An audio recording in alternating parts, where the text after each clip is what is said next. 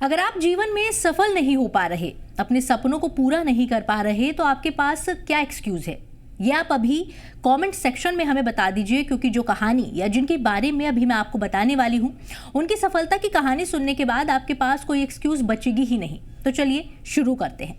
नमस्कार, मेरा नाम है प्रियंका कर्णवाल और आप देख रहे हैं जी भारत। क्या आपने कभी सोचा है कि एक डिलीवरी बॉय जो सुबह अखबार बांटता था और शाम को दूध बेचता था, वो कैसे अपनी मेहनत और लगन से जज बन गया?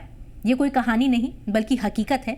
आज हम आपको बताने जा रहे हैं यासीन मोहम्मद के बारे में, जिनकी जिंदगी संघर्ष से भरी थी, लेकिन उन्होंने हर चुनौती को हराकर अपनी मंजिल पाई। यासीन का जन्म केरल के पलक्कड़ जिले में हुआ। उनके पिता से कभी कोई संपर्क नहीं रहा और उनकी मां ने अकेले ही घर संभाला। उनकी मां ने कम उम्र में शादी कर ली थी और 19 साल की उम्र में तलाक हो गया।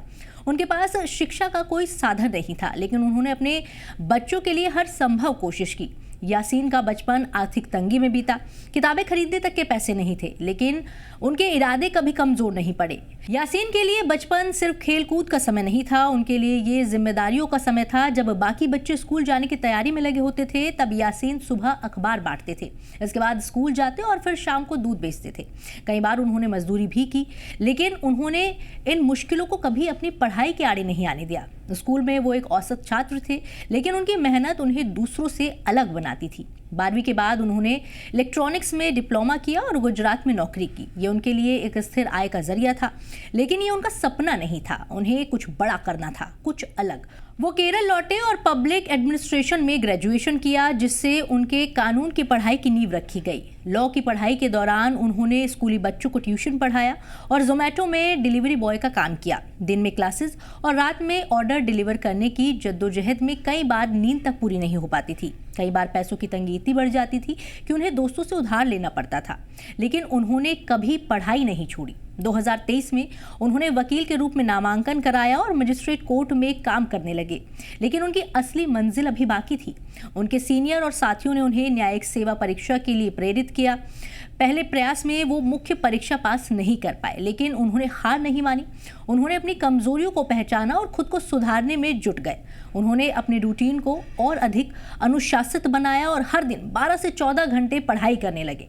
यासीन ने दिन रात मेहनत की। उन्होंने कई मॉक टेस्ट दिए, अपनी गलतियों से सीखा और खुद को बेहतर बनाते गए। कड़ी मेहनत का नतीजा ये रहा कि दूसरे प्रयास में उन्होंने पूरे केरल में दूसरी रैंक हासिल की और न्यायिक सेवा परीक्षा पास कर ली। ये उनके लिए किसी सपने के सच होने जैसा था। यासीन की इस सफलता का सबसे बड़ा कारण था उनका अनुशासन और मेहनत। वो मानते हैं कि किसी भी सफलता का कोई शॉर्टकट नहीं होता, मेहनत ही एकमात्र रास्ता है। यासीन का अगला सपना है लॉ में मास्टर्स करना और न्यायपालिका में रहते हुए लोगों की मदद करना। उनका कहना है, मैं सिस्टम का हिस्सा बनकर न्याय दिलाने के लिए काम करना चाहता हूं। तो दोस्तों, यासीन की कहानी हमें यह सिखाती है कि कोई भी परिस्थिति इतनी कठिन नहीं होती कि उसे बदला ना जा सके। मेहनत, लगन और सही दिशा में प्रयास ही सफलता की कुंजी होते हैं। अगर एक लड़का जिसने अपनी जिंदगी मजदूरी, दूध बेचने और डिलीवरी बॉय का काम करते हुए गुजारी, जज बन सकता है, तो कोई भी अपने सपनों को साकार कर सकता है। ये कहानी उन लाखों युवाओं के लिए एक सबक है जो हालातों से हार मान लेते हैं। याद रखें, संघर्ष ही आपके भविष्य की मजबूत नींव रखता है। अगर आप सपने देख सकते हैं, तो उन्हें पूरा करने की ताकत भी आपके अंदर ही है। अगर आपको ये कहानी प्रेरित करती है, तो इसे ज़्यादा से ज़्यादा लोगों तक पहुंचाएं, ताकि हर कोई अपने सपनों को हकीकत में बदलने की हिम्मत जुटा सके। धन्यवाद। जी भारत।